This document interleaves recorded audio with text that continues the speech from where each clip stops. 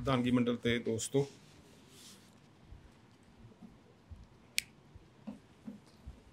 ਪਹਿਲੇ ਤਿੰਨ ਬੁਲਾਰਿਆਂ ਨੇ ਜਿਸ ਨੂੰ ਇੱਥੇ ਬਿਜ਼ਲ ਸੱਤ ਦਾ ਨਾਮ ਦਿੱਤਾ ਗਿਆ, ਸੋਸ਼ਲ ਮੀਡੀਆ ਜਿਹੜਾ ਇਹਦਾ ਪ੍ਰਚਲਿਤ ਨਾਮ ਹੈ, ਇਸ ਦੀ ਸਮੁੱਚੇ ਤੌਰ 'ਤੇ ਬਣਤਰ ਕੀ ਆ,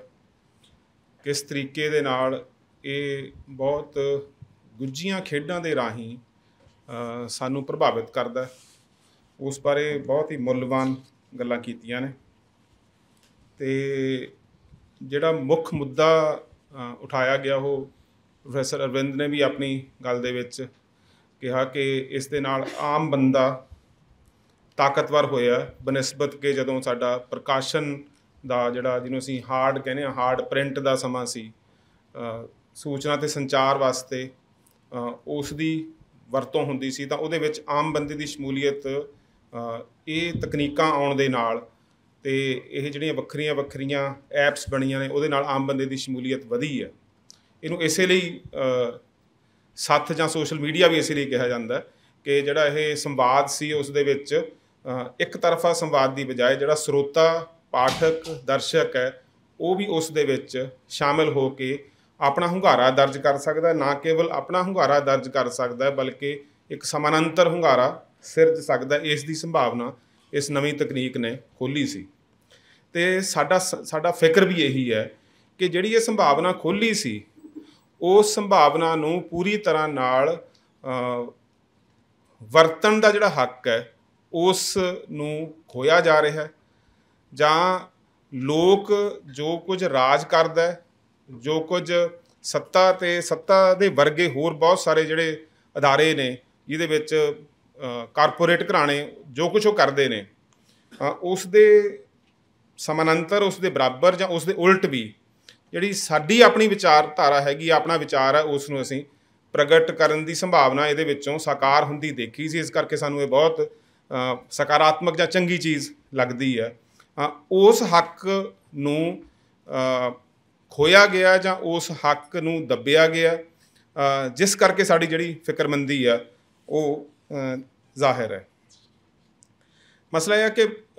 ਤਿੰਨ ਧਿਰਾਂ ਮੈਨੂੰ ਲੱਗਦਾ ਪ੍ਰਤੀਤ ਹੁੰਦੀਆਂ। ਇਸ ਤੋਂ ਪਹਿਲਾਂ ਕਿ ਮੈਂ ਆਪਣੇ ਜਿਹੜਾ ਵਿੱਦਿਅਕ ਅਦਾਰੇ ਨਾਲ ਸੰਬੰਧਿਤ ਮੇਰੇ ਆਪਣੇ ਤਜਰਬੇ ਕੀ ਨੇ ਜਾਂ ਮੇਰੀ ਆਪਣੀ ਧਾਰਨਾ ਕੀ ਹੈ ਉਹਦੇ ਵੱਲ ਆਵਾਂ, ਤਿੰਨ ਧਿਰਾਂ ਮੈਂ ਦੇਖਦਾ ਕਿ ਇਹਦੇ ਵਿੱਚ ਰਾਜ ਸੱਤਾ ਹੈ, ਇਹਦੇ ਵਿੱਚ ਕਾਰਪੋਰੇਟ ਘਰਾਣੇ ਨੇ, ਅਤੇ ਇਹਦੇ ਵਿੱਚ ਉਹ ਸਾਰਾ ਸੰਸਾਰ ਉਹ ਜਿਸ ਨੂੰ ਹਰਮੀਤ ਨੇ ਕਿਹਾ ਕਿ ਉਹ ਅਸਲ 'ਚ ਪ੍ਰੋਡਕਟ ਹੈ, ਜਿਸ ਨੂੰ ਅਸੀਂ ਕੰਜ਼ਿਊਮਰ ਕਹਿੰਦੇ ਹਾਂ ਜਾਂ ਜਿਸ ਨੂੰ ਅਸੀਂ ਜਿਹੜਾ ਵਰਤੋਂਕਾਰ ਕਹਿੰਦੇ ਹਾਂ, ਉਹਨਾਂ ਵਰਤੋਂਕਾਰਾਂ ਦਾ ਪੂਰਾ ਇੱਕ ਵੱਡਾ ਸਮਾਜ ਹੈ ਜਾਂ ਇੱਕ ਵੱਡਾ ਦਾਇਰਾ ਹੈ ਜਿਹੜਾ ਇਸ ਦੇ ਨਾਲ ਇੰਟਰੈਕਟ ਕਰਦਾ ਹੈ। ਉਸ ਵੱਡੇ ਦਾਇਰੇ ਦੀ ਆਵਾਜ਼ ਉਹਦੇ ਵਿੱਚ ਕਿੰਨੀ ਕੁ ਜਾਂਦੀ ਆ, ਕਿਸ ਰੂਪ 'ਚ ਜਾਂਦੀ ਆ, ਉਹਦੇ ਤਣਾਅ ਕੀ ਨੇ, ਉਸ ਨਾਲ ਸੰਬੰਧਿਤ ਕੁਝ ਸਵਾਲ ਮੇਰੇ ਮਨ ਸੀ, ਕਿਉਂਕਿ ਨਾਲ ਅਸੀਂ ਵਿਚਾਰਾਂ ਦੀ ਆਜ਼ਾਦੀ ਦਾ ਮੁੱਦਾ ਵੀ ਜੋੜਦੇ ਹਾਂ। ਅਸੀਂ ਆਪਣੇ ਪਿਛਲੇ ਸਮਿਆਂ ਦੇ ਵਿੱਚ ਵਿਚਾਰਾਂ ਦੀ ਆਜ਼ਾਦੀ ਦੇ ਨਾਮ ਦੇ ਉੱਪਰ ਹਜੂਮੀ ਹਿੰਸਾ ਵੀ ਦੇਖੀ ਹੈ ਕਿ ਤੁਸੀਂ ਇੱਕ ਦਾ ਮਤਲਬ ਇੱਕ ਭੀੜ ਜਿਹੜੀ ਇੱਕ ਰਾਏ ਬਣਾ ਲੈਂਦੀ ਆ ਅਤੇ ਉਸ ਰਾਏ ਦੇ ਆਧਾਰ ਦੇ ਉੱਪਰ ਕਿਸੇ ਨੂੰ ਵੀ ਖਦੇੜ ਸਕਦੀ ਆ ਅਤੇ ਉਸ ਦੀ ਆਵਾਜ਼ ਜਿਹੜੀ ਉਹਦੀ ਵਿਅਕਤੀਗਤ ਆਵਾਜ਼ ਹੈਗੀ ਆ ਉਸ ਨੂੰ ਸੁਣਨ ਤੋਂ ਬਿਨਾਂ ਹੀ ਉਸ ਨੂੰ ਕਤਲ ਕਰ ਸਕਦੀ ਆ। ਅਸੀਂ ਇਸ ਪੱਧਰ ਦੇ ਉੱਪਰ ਵੀ ਗਏ ਹਾਂ। ਤਾਂ ਜਿਹੜਾ ਇਹ ਵੱਡਾ ਇਕੱਠ ਹੈ, ਜਿਹੜਾ ਵੱਡਾ ਸਮਾਜ ਹੈ, ਜਿਹੜਾ ਤੀਜੀ ਧਿਰ ਹੈ, ਉਹ ਵੀ ਕੋਈ ਇੱਕਸਾਰ ਧਿਰ ਤਾਂ ਹੈ ਨਹੀਂ। ਉਹਦੀਆਂ ਆਪਣੇ ਬਹੁਤ ਵਿਰੋਧ ਨੇ, ਆਪਣੀਆਂ ਬਹੁਤ ਸਾਰੀਆਂ ਅਸਹਿਮਤੀਆਂ ਨੇ। ਉਹਦੇ ਵਿੱਚ ਵੀ ਜਿਹੜਾ ਰਾਜ ਅਤੇ ਕਾਰਪੋਰੇਟ ਘਰਾਣੇ ਜਿਨ੍ਹਾਂ ਨੂੰ ਅਸੀਂ ਮੋਟੇ ਤੌਰ 'ਤੇ ਇਸ ਤੀਜੀ ਧਿਰ ਦੇ ਦੁਸ਼ਮਣ ਦੇ ਰੂਪ ਦੇ ਵਿੱਚ ਕਲਪਦੇ ਹਾਂ ਜਾਂ ਉਸ ਦੇ ਵਿਰੋਧੀ ਦੇ ਰੂਪ ਦੇ ਵਿੱਚ ਕਲਪਦੇ ਹਾਂ, ਤਾਂ ਇਹ ਜਿਹੜੀਆਂ ਧਿਰਾਂ ਨੇ, ਜਿਸ ਬਾਰੇ ਪਰਮਜੀਤ ਉਹਨਾਂ ਨੇ ਕਿਹਾ ਕਿ ਵਾਰੀ ਸਾਰਿਆਂ ਦੀ ਵਾਰੀ ਵੀ ਆ ਰਹੀ ਹੈ, ਪਰ ਇਸ ਤੋਂ ਪਹਿਲਾਂ ਕਿ ਸਟੇਟ ਅਤੇ ਕਾਰਪੋਰੇਟ ਘਰਾਣੇ ਇਹਨਾਂ ਦੀ ਵਾਰੀ ਲਿਆਉਣ, ਇਹ ਵੀ ਇੱਕ ਦੂਜੇ ਦੀ ਵਾਰੀ ਲਿਆਉਂਦੇ ਨੇ। ਇਹ ਵੀ ਇੱਕ ਦੂਜੇ ਦੇ ਖਿਲਾਫ ਵੱਖਰੇ ਵੱਖਰੇ ਤਰੀਕੇ ਨਾਲ ਭੁਗਤਦੇ ਨੇ। ਜਿਵੇਂ ਗੱਲ ਜਦੋਂ ਪਰਮਜੀਤ ਹੋਣੀ ਕਰ ਰਹੇ ਸੀ, ਏਕਤਾ ਦੀ ਗੱਲ ਵੀ ਕਰ ਰਹੇ ਸੀ ਕਿ ਏਕਤਾ ਜਿਹੜੀ ਹੈਗੀ ਆ ਉਹ ਬੜੀ ਮਹੱਤਵਪੂਰਨ ਹੈ ਮਨੁੱਖੀ ਸਮਾਜ ਵਾਸਤੇ। ਪਰ ਏਕਤਾ ਹਮੇਸ਼ਾ ਹੀ ਕਿਸੇ ਗੈਰ ਦੀ ਕਲਪਨਾ ਦੇ ਨਾਲ ਹੀ ਹੁੰਦੀ ਹੈ, ਕਿਸੇ ਨਾ ਕਿਸੇ ਦੇ ਵਿਰੋਧ ਦੇ ਵਿੱਚ ਵੀ ਹੁੰਦੀ ਹੈ। ਕੋਈ ਐਬਸੋਲਿਊਟ ਏਕਤਾ, ਕੋਈ ਇਸ ਤਰ੍ਹਾਂ ਦੀ ਨਿਰਪੇਖ ਏਕਤਾ ਦੀ ਕਲਪਨਾ ਸ਼ਾਇਦ ਅਸੀਂ ਨਹੀਂ ਕਰ ਸਕਦੇ। ਉਹ ਏਕਤਾ ਦੇ ਵਿੱਚ ਇਹਦਾ ਮਤਲਬ ਜਦੋਂ ਅਸੀਂ ਕੁਝ ਸਮਤਾ ਰੱਖਣ ਵਾਲੇ ਲੋਕਾਂ ਦੇ ਦਰਮਿਆਨ ਅਸੀਂ ਏਕਤਾ ਦੀ ਕਲਪਨਾ ਕਰਦੇ ਹਾਂ, ਤਾਂ ਉਸ ਕਲਪਨਾ ਦੇ ਵਿੱਚ ਏਕਤਾ ਤੋਂ ਬਾਹਰ ਰੱਖੇ ਜਾਣ ਵਾਲੇ ਲੋਕਾਂ ਦੀ ਪਛਾਣ ਵੀ ਸਥਾਪਿਤ ਹੁੰਦੀ ਹੈ, ਅਤੇ ਉਹਨੂੰ ਵੀ ਅਸੀਂ ਮੋਟੇ ਤੌਰ 'ਤੇ ਏਕਤਾ ਦੇ ਵਿੱਚ ਹੀ ਦੇਖਦੇ ਹਾਂ ਕਿ ਉਹ ਇੱਕ ਵੱਖਰੀ ਏਕਤਾ ਹੈ ਅਤੇ ਸਾਡੀ ਏਕਤਾ ਉਸ ਦੇ ਖਿਲਾਫ ਹੈ। ਅਤੇ ਇਹਦੇ ਵਿੱਚ ਇੱਕ ਇਹ ਵੀ ਨੁਕਤਾ ਧਿਆਨ 'ਚ ਰੱਖਣਾ ਚਾਹੀਦਾ ਕਿ ਜਦੋਂ ਅਸੀਂ ਕਿਸੇ ਨੂੰ ਗੈਰ ਦੇ ਤੌਰ 'ਤੇ ਮਿੱਥ ਲਿਆ, ਤਾਂ ਗੈਰ ਦੇ ਤੌਰ 'ਤੇ ਮਿੱਥਣ ਦੇ ਵਿੱਚ ਵੀ ਇੱਕ ਲਾਜ਼ਮੀ ਚੀਜ਼ ਉਸ ਨੂੰ ਇੱਕਮਿਕ ਰੂਪ ਦੇ ਵਿੱਚ ਕਲਪਨਾ ਵੀ ਹੁੰਦਾ। ਮੰਨ ਲਓ ਅਸੀਂ ਕਹਿੰਦੇ ਪੰਜਾਬੀ ਹਾਂ ਅਸੀਂ, ਤਾਂ ਪੰਜਾਬ ਦੇ ਵਿੱਚ ਜਦੋਂ ਅਸੀਂ ਇਹ ਸੋਚਦੇ ਹਾਂ ਕਿ ਬਹੁਤ ਸਾਰੇ ਲੋਕ ਬਾਹਰੋਂ ਆ ਰਹੇ ਨੇ, ਅਤੇ ਉਹਨਾਂ ਦੀ ਵੰਨ ਸੁਵੰਨਤਾ ਦੀ ਕਲਪਨਾ ਵੀ ਅਸੀਂ ਨਹੀਂ ਕਰਦੇ, ਉਹਨਾਂ ਨੂੰ ਵੀ ਅਸੀਂ ਇੱਕ ਰੂਪ ਦੇ ਵਿੱਚ ਹੀ ਦੇਖਦੇ ਹਾਂ। ਮੰਨ ਲਓ ਅਸੀਂ ਪ੍ਰਵਾਸੀ ਮਜ਼ਦੂਰਾਂ ਵਾਸਤੇ ਇੱਕ ਸ਼ਬਦ ਵਰਤਦੇ ਹਾਂ ਸਾਰੇ, ਕਿ ਸਾਡੇ ਪੰਜਾਬ ਦੇ ਵਿੱਚ ਭਈਏ ਆ ਰਹੇ ਨੇ, ਤਾਂ ਉਹ ਪੰਜਾਬ ਭਾਰਤ ਦੇ ਕਿੰਨੇ ਸਾਰੇ ਖਿੱਤਿਆਂ ਤੋਂ ਆ ਰਹੇ ਨੇ। ਉਹਨਾਂ ਦੀ ਪਛਾਣ ਨੂੰ ਵੀ ਅਸੀਂ ਇੱਕ ਸੂਤਰ ਦੇ ਵਿੱਚ ਬੰਨ੍ਹ ਕੇ ਉਹਨਾਂ ਦੀ ਵੰਨ ਸੁਵੰਨਤਾ ਤੋਂ ਵੀ ਮੁਨਕਰ ਹੁੰਦੇ ਹਾਂ। ਤਾਂ ਇੱਕ ਇਹ ਵੀ ਇੱਕ ਏਕੀਕਰਨ ਦਾ ਇੱਕ ਆਪਣਾ ਏਕੀਕਰਨ, ਇੱਕ ਦੂਸਰਿਆਂ ਦਾ ਕਾਲਪਨਿਕ ਏਕੀਕਰਨ। ਜਦੋਂ ਯੂਰਪ ਨੇ ਏਸ਼ੀਆ ਨੂੰ ਦੇਖਿਆ ਅਤੇ ਅਸੀਂ ਜਦੋਂ ਯੂਰਪ ਨੂੰ ਦੇਖਦੇ ਹਾਂ, ਉਹਨੂੰ ਵੀ ਅਸੀਂ ਵੰਨ ਸੁਵੰਨਤਾਵਾਂ ਤੋਂ ਖਾਲੀ ਕਰਕੇ ਉਸ ਨੂੰ ਵੀ ਇੱਕ ਰੂਪ ਦੇ ਵਿੱਚ ਦੇਖਦੇ ਹਾਂ। ਤਾਂ ਇਹਦਾ ਮਤਲਬ ਏਕਤਾ ਕੋਈ ਨਿਰਪੱਖ ਚੀਜ਼ ਨਹੀਂ ਹੈਗੀ। ਸ਼ਾਇਦ ਜਿਹੜੀ ਦੋ ਤਰ੍ਹਾਂ ਦੀਆਂ ਏਕਤਾਵਾਂ ਜਿਹੜੀਆਂ ਅਸੀਂ ਆਪਣੇ ਜੀਵਨ ਦੇ ਵਿੱਚ ਸੁਣੀਆਂ ਸੀ, ਉਹ ਸੀ ਦੁਨੀਆ ਭਰ ਦੇ ਮਜ਼ਦੂਰੋ ਇੱਕ ਹੋ ਜਾਓ, ਹੈ ਨਾ। ਇੱਕ ਤਾਂ ਉਹ ਕਲਪਨਾ ਸੀ ਏਕਤਾ ਦੀ, ਅਤੇ ਦੂਸਰੀ ਕਲਪਨਾ, ਨਾਅਰਾ ਤਾਂ ਇਹ ਦਿੱਤਾ ਗਿਆ ਸੀਗਾ ਦੁਨੀਆ ਭਰ ਦੇ ਮਜ਼ਦੂਰੋ ਇੱਕ ਹੋ ਜਾਓ, ਪਰ ਦੁਨੀਆ ਭਰ ਦੇ ਮਜ਼ਦੂਰ ਇੱਕ ਨਹੀਂ ਹੋਏ, ਪਰ ਕਾਰਪੋਰੇਟ ਵਰਲਡ ਲਾਜ਼ਮੀ ਤੌਰ 'ਤੇ ਇੱਕ ਹੋ ਗਿਆ। ਉਹਨਾਂ ਨੇ ਆਪਣੀ ਏਕਤਾ ਸਥਾਪਿਤ ਕਰ ਲਈ, ਅਤੇ ਜਿਸ ਰਜੀਮ 'ਚ ਹੁਣ ਰਹਿਣੇ ਪਏ ਹਾਂ ਅਸੀਂ, ਉਹ ਉਹਨਾਂ ਦੀ ਏਕਤਾ ਦਾ ਸਮਾਂ ਹੈ। ਅਤੇ ਉਸ ਏਕਤਾ ਦੇ ਵਿੱਚੋਂ ਜੋ ਸਾਡੇ ਵਿੱਚ ਧੱਕਿਆ ਗਿਆ ਜਾਂ ਸਾਡੇ ਵਿੱਚ ਜੋ ਪਾਇਆ ਗਿਆ ਜਾਂ ਜੋ ਸਾਡੇ 'ਚ ਉਹ ਸਾਰਾ ਕੁਝ ਉਹਨਾਂ ਨੂੰ ਬਹੁਤ ਜ਼ਿਆਦਾ ਚਾਹੀਦਾ ਹੈ, ਉਹਨਾਂ ਦੇ ਹਿੱਤ ਦੇ ਵਿੱਚ ਹੈ, ਉਹ ਸਾਰਾ ਕੁਝ ਵੀ ਅਸੀਂ ਉਵੇਂ ਹੀ ਨਿਭਾ ਰਹੇ ਹਾਂ। ਤਾਂ ਜਦੋਂ ਆਜ਼ਾਦੀ ਦੀ ਗੱਲ ਕਰਦੇ ਹਾਂ ਅਸੀਂ, ਤਾਂ ਮੈਨੂੰ ਲੱਗਦਾ ਕਿ ਕੁਝ ਨੁਕਤੇ ਨੇ ਜਿਹੜੇ ਮੈਂ ਇੱਥੇ ਰੱਖਣਾ ਚਾਹੂੰਗਾ। ਉਸ ਆਜ਼ਾਦੀ ਦਾ ਸਵੈ ਆਲੋਚਨਾ ਦੇ ਨਾਲ ਕਿੰਨਾ ਕੁ ਤਾਲੁਕ ਹੈ, ਕਿ ਜਿਹੜਾ ਬੰਦਾ ਆਪਣੇ ਵਿਚਾਰਾਂ ਨੂੰ ਪ੍ਰਗਟ ਕਰਨਾ ਚਾਹੁੰਦਾ ਹੈ, ਉਹ ਆਪਣੇ ਆਪ ਨੂੰ ਸਵਾਲ ਕਰਦਾ, ਉਹ ਆਪਣੇ ਵਿਚਾਰਾਂ ਨੂੰ ਜਿਹੜਾ ਇੱਥੇ ਅਖੀਰ ਦੇ ਵਿੱਚ ਅਵੇਅਰਨੈਸ ਦੀ ਗੱਲ ਹਰਮੀਤ ਉਹਨਾਂ ਨੇ ਕੀਤੀ ਹੈ ਕਿ ਸਾਨੂੰ ਸਾਰੇ ਕੁਝ ਬਾਰੇ ਅਵੇਅਰ ਹੋਣਾ ਚਾਹੀਦਾ, ਸਾਰੇ ਪ੍ਰਕਿਰਿਆਵਾਂ ਬਾਰੇ ਅਵੇਅਰ ਹੋਣਾ ਚਾਹੀਦਾ।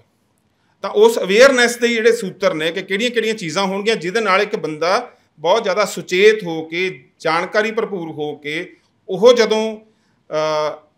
ਇਸ ਸਮਾਜਿਕ ਸੰਵਾਦ ਦੀ ਬਣਾਈ ਹੋਈ ਇੱਕ ਸਾਈਟ ਹੈ, ਇੱਕ ਤਰ੍ਹਾਂ ਦਾ ਇੱਕ ਸਥਲ ਹੈ, ਉਸ ਦੇ ਵਿੱਚ ਉਹ ਇੱਕ ਬਿਹਤਰ ਤਰੀਕੇ ਨਾਲ ਉਹ 'ਚ ਦਾਖਲ ਹੋ ਸਕਦਾ ਜੇ ਉਹ ਆਪਣੇ ਆਪ ਦੇ ਉੱਪਰ ਵੀ ਸਵਾਲ ਕਰਦਾ। ਦੂਸਰੀ ਗੱਲ ਕਿ ਕੀ ਵਿਚਾਰਾਂ ਦੀ ਆਜ਼ਾਦੀ ਦਾ ਸੰਵਾਦ ਦੀਆਂ ਸੰਭਾਵਨਾਵਾਂ ਦੇ ਨਾਲ ਕੋਈ ਸੰਬੰਧ ਬਣਦਾ, ਕਿ ਤੁਸੀਂ ਮੰਨ ਲਓ ਮੇਰੇ ਕੁਝ ਵਿਚਾਰ ਨੇ, ਉਹ ਵਿਚਾਰ ਲਾਜ਼ਮੀ ਤੌਰ 'ਤੇ ਦੂਜੇ ਨਾਲੋਂ ਵਿਚਾਰਾਂ ਤੋਂ ਦੇ ਵਿੱਚ ਵਖਰੇਵਾਂ ਹੋਊਗਾ। ਕੀ ਅਸੀਂ ਆਪਸ ਦੇ ਵਿੱਚ ਜਿਸ ਸਮਾਜ ਦੇ ਵਿੱਚ ਅਸੀਂ ਰਹਿ ਰਹੇ ਹਾਂ, ਜਿਸ ਤਰ੍ਹਾਂ ਦੇ ਅੰਤਰ ਵਿਰੋਧਾਂ ਨੂੰ ਅਸੀਂ ਜਿਉਂ ਰਹੇ ਹਾਂ, ਜਿਸ ਤਰ੍ਹਾਂ ਦੇ ਵਿਚਾਰਾਂ ਦੇ ਵਖਰੇਵਿਆਂ ਦੇ ਵਿੱਚੋਂ ਦੀ ਅਸੀਂ ਗੁਜ਼ਰ ਰਹੇ ਹਾਂ, ਕੀ ਉਹਦੇ ਵਿੱਚ ਜਿਹੜੇ ਵੱਖਰੇ ਵੱਖਰੇ ਵਿਚਾਰਾਂ ਵਾਲੇ ਬੰਦੇ ਨੇ ਉਹ ਇੱਕ ਦੂਜੇ ਨਾਲ ਆਦਰ ਰੱਖਦੇ ਹੋਏ ਸੰਵਾਦ ਕਰ ਸਕਦੇ ਨੇ? ਅਤੇ ਜੇ ਉਹ ਸੰਵਾਦ ਕਰ ਸਕਦੇ ਨੇ ਤਾਂ ਵਿਚਾਰਾਂ ਦੀ ਆਜ਼ਾਦੀ ਦਾ ਹੋਰ ਅਰਥ ਬਣ ਜਾਂਦਾ ਹੈ। ਜੇ ਉਹ ਸੰਵਾਦ ਕਰਨ ਦੀ ਬਜਾਏ ਇੱਕ ਦੂਜੇ ਨੂੰ ਮੇਟਣ ਦਾ ਜਿਹੜਾ ਮਕਸਦ ਹੈ ਉਹ ਲੈ ਕੇ ਜਦੋਂ ਆਪਾਂ ਵਿਚਾਰਾਂ ਦੀ ਆਜ਼ਾਦੀ ਨੂੰ ਐਕਸਰਸਾਈਜ਼ ਕਰਾਂਗੇ, ਤਾਂ ਲਾਜ਼ਮੀ ਤੌਰ 'ਤੇ ਉਹ ਫਿਰ ਕਾਰਪੋਰੇਟ ਨੂੰ ਵੀ ਸੂਟ ਕਰਦੀ ਹੈ, ਉਹ ਸਟੇਟ ਨੂੰ ਵੀ ਹਰ ਲਿਹਾਜ਼ ਨਾਲ ਸੂਟ ਕਰਦੀ ਹੈ। ਅਤੇ ਜਿਹੜੀ ਵਿਚਾਰਾਂ ਦੀ ਆਜ਼ਾਦੀ ਦਾ ਫਿਰ ਰਾਜ ਨਾਲ ਅਤੇ ਰਾਜ ਵਰਗੀਆਂ ਵਿਚਾਰਧਾਰਾਈ ਬਣਤਰਾਂ ਨਾਲ, ਕਿਉਂਕਿ ਹੁਣ ਅਸੀਂ ਰਾਜ ਨੂੰ ਉਹ ਵੀ ਨਹੀਂ ਦੇਖਦੇ, ਰਾਜਨੀਤੀ ਸ਼ਾਸਤਰ ਦੇ ਅਧਿਆਪਕ ਵੀ ਇੱਥੇ ਬੈਠੇ ਹੋਣਗੇ ਅਤੇ ਵਿਦਿਆਰਥੀ ਵੀ ਬੈਠੇ ਹੋਣਗੇ, ਕਿ ਰਾਜ ਨੂੰ ਪਹਿਲਾਂ ਇੱਕ समाज तो ਵੱਖਰੀ एक निजाम चलाउण वाली, एक कंट्रोल करन वाली एक धिर के रूप में कल्पिया जाता सी। उहदी बड़ी परंपरागत किस्म की समझ साडे कोल रही है। पर हुण असीं राज नूं एवें नहीं देखते। राज जिहड़ा हैगा ओह जदों मैं जे नाम लैण दे विच मतलब गुस्ताखी ना समझी जाए कि कई बार जिहड़े कि नेम ड्रॉपिंग का अपना एक सभ्याचार हुंदा यूनिवर्सिटियां दे विच। उस तो इलावा मैं फ्रैडरिक जेमसन उन्होंने साडी इस जिहड़ी समझ सी राजनीति बारे उहनूं बदलता कि हर थां दे उपर राजनीति है, हर संस्था दे विच राजनीति है, हर कर्म किसी न किसी रूप दे विच राजनीतिक है। तां जदों हर कर्म राजनीतिक है तां राज दा अंश जिहड़ा हैगा ओह लगभग सारियां विचारधारावां दे विच जिहड़ियां उहदे विरोध कर रहे हुंदियां ने उहनां दे विच भी शामिल हुंदा। तां जिहड़ियां कहीए कि साडे नॉन स्टेट ते एंटी स्टेट जिन्नियां धिरां दी असीं निशानदेही करदे हां ਉਹ भी एक रूप दे विच राज ही हुंदियां ने। ਉਹਦੇ 'ਚ राज की दावेदारी भी हुंदी है। तां राज दीयां अंतरीवी बनतरां जिन्हों ਉਹ अनकॉन्शियस कहंदा अवचेतन, राज का अवचेतन जां कहीए कि राजनीति अवचेतन रूप दे विच उहनां दे विच शामिल हुंदी है। ते जिवें सत्ता का संघर्ष राजनीति विच हुंदा उवें सत्ता का संघर्ष वो सारियां धिरां दे विच चल रहा हुंदा ते उही क्रूरता जिहड़ी राज दी हुंदी है वो क्रूरता भी किसी न किसी रूप दे विच साडियां उन्हां सारियां बनतरां विचारधारावां दे विच शामिल हुंदी है। मैं क्योंकि लंबा समा जिहड़ी खब्बे पक्षी पॉलिटिक्स है उहदे नाल संबंधित रहा, हुण भी हाँ, पहलां राजनीतिक तौर पर पार्टी का मैंबर भी रहा। मैं देखा होया कि वो भी स्टेट ही हुंदियां ने, वो भी अपने तरह की स्टेट वांगू काम करदियां ने।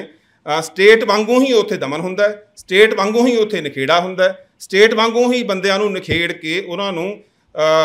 एक तरह नाल उन्हां दा दमन किया जाता है। तो उन्हां नूं राजनीतिक तौर पर कहंदे हुंदे ने, बहुत खुश हुंदे ने पॉलिटिक्स के खेतर विच काम करने वाले बंदे कि मैं इहदा राजनीतिक जीवन खत्म करता, उत्थे अपने तरह के कतल हुंदे ने। तां जदों इस तरह के समाज दे विच असीं निकल रहे होईए जिथे विच राज अपनी थां दे उपर पर राज वर्गियां सारियां बनतरां उस दे विरोधियां दे विच भी शामिल हुंदियां ने, इत्थों तक कि परिवार 'च शामिल हुंदियां ने। कि जिहड़ा परसनल है कि विचारां दी आज़ादी दा तुहाडे निजी दायरे दे नाल की ताल्लुक है, कि तुहाडे परिवार दे विच निजी जिहड़ी विचारां दी आज़ादी उस दी संभावना हैगी है। माँ बाप ते बच्चियां दे दरमियान की इस गल की संभावना हैगी है कि असीं एक दूजे नूं सुण सकदे हां। मैं अपने दायरिਆਂ ਦੇ ਵਿੱਚ ਜਿੱਥੇ मैं विचरदा उत्थे मैं कहना हुन्ना कि सानू जे विचारां दी आज़ादी दे दमन वाले इस रजीम नाल असीं लड़ना है तो सानू आपस लड़ना चाहिए। पहला आपस लड़न का मतलब है कि सानू आपस दे विच जिहड़े साडे तफरके ने जिहड़े साडे उन्हां नूं कहना चाहिए, उन्हां नूं कहंदे होए एक दूजे दा आदर बरकरार रहना चाहिए। तो मैं देखा कि जदों तुसी इस आदर वाले भाव नाल किसी संवाद दे विच पैने हो तां लाजमी तौर ते तुहाडे अंदरले ओह हल्के ख्याल जां धारनावां जिहड़ियां कि दलील दे मूहरे नहीं टिकणियां हुंदियां वो अपने आप ही खुरनियां शुरू हो जांदियां ने ते नवीआं चीज़ां तुहाडे कोल तुहाडी धारना दे विच आउणियां शुरू हो जांदियां। पर मैनूं खदशा कि जिस समाज दे विच जिथे असीं रह रहे हां उत्थे जिहड़ी इंजीनियरिंग हैगी आ वो बहुत महत्वपूर्ण हो गई है। पहलां सीगी प्लैनिंग, लैंगुएज प्लैनिंग ਦਾ ਮੁੱਦਾ ਡਾਕਟਰ ਜੋਗਾ ਸਿੰਘ ਹੋਣੀ ਬੈਠੇ ਨੇ। ਅਸੀਂ ਪਹਿਲਾਂ ਸੋਚਦੇ ਸੀਗੇ ਕਿ ਭਾਸ਼ਾ ਇੱਕ ਬਹੁਤ ਹੀ ਸੁਭਾਵਿਕ ਤਰੀਕੇ ਨਾਲ ਚੱਲਦੀ ਆ, ਆਪਣੇ ਆਪ ਹੀ ਭਾਸ਼ਾਵਾਂ ਵਿਕਸਿਤ ਹੁੰਦੀਆਂ ਨੇ, ਆਪਣੇ ਆਪ ਹੀ ਉਹ ਅੱਗੇ ਵੱਧਦੀਆਂ ਨੇ, ਜਾਂ ਜਿਨ੍ਹਾਂ ਨੇ ਖਤਮ ਹੋਣਾ ਹੁੰਦਾ ਖਤਮ ਹੋ ਜਾਂਦੀਆਂ ਨੇ। ਅਤੇ ਇਹ ਯਾਤਰਾ ਬੜੀ ਸੁਭਾਵਿਕ ਹੁੰਦੀ ਹੈ, ਇਹਨੂੰ ਅਸੀਂ ਬੜੀ ਕੁਦਰਤੀ ਰੂਪ ਦੇ ਵਿੱਚ ਦੇਖਦੇ ਸੀ ਕਿ ਸਾਰਾ ਕੁਝ ਬੜਾ ਕੁਦਰਤੀ ਹੁੰਦਾ, ਸੁਭਾਵਿਕ ਹੁੰਦਾ। ਅਤੇ ਸਾਡੇ ਕੋਲ ਇੱਕ ਇਤਿਹਾਸਕ ਪ੍ਰਕਿਰਿਆ ਦਾ ਜਿਹੜਾ ਸੰਕਲਪ ਆ ਉਹ ਵੀ ਕੁਦਰਤੀ ਹੋ ਸੀਗਾ कि इनकलाब भी अपने आप ही आ जाता है, अपने आप ही आ जाना, अपने आप ही अंतर विरोधां ने एक दूजे दे नाल इस तरीके दे नाल उन्होंने चलना है कि एक जिहड़ी धिर हैगी आ उसने जिन्होंने असीं डायलैक्टिक्स कहने आ उस दे विच जिहड़ी भविखमुखी धिर हैगी आ उसने जेतू हो जाना है।